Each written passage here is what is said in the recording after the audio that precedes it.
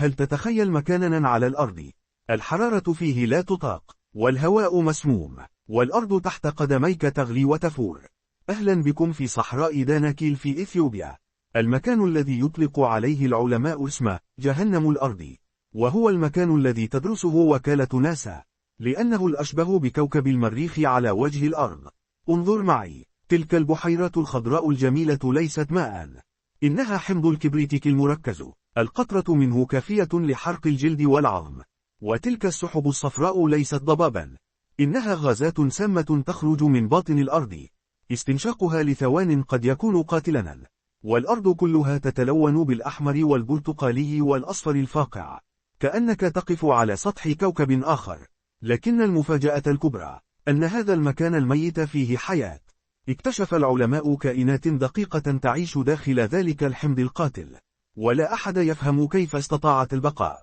والأغرب من ذلك أن هناك بشرا يعيشون هنا، إنهم قبائل العفر، يعملون في هذا الجحيم تحت حرارة لا يتحملها بشر، ليقطعوا ألواح الملح وينقلوها. إنها واحدة من أخطر المهن في العالم كله. هذه المنطقة تقع فوق شق عظيم في القشرة الأرضية. قارة إفريقيا تنشق هنا ببطء شديد، وفي المستقبل البعيد سيتحول هذا المكان إلى محيط جديد.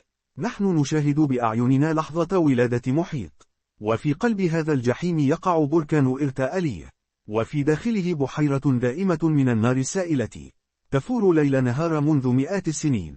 فكيف استطاعت تلك القبائل أن تتكيف مع هذا الموت المحيط بها؟ وكيف ينقلون أطنانا من الملح على ظهور الجمال في رحلة تستغرق أياما طويلة في الصحراء القاحلة؟ وما هو سر تلك الكائنات الدقيقة التي تعيش في الحمض؟ وهل هذا دليل على وجود حياة على المريخ؟ وكيف بنوا حياتهم في مكان المطر فيه يتبخر قبل أن يلمس الأرض؟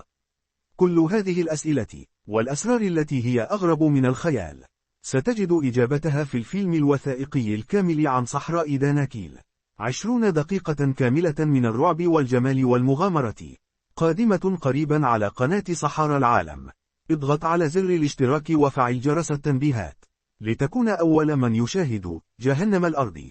واكتب لنا في التعليقات، هل تستطيع أن تعيش في هذا المكان يوما واحدا؟ ننتظرك في الفيديو الكامل، والسلام عليكم.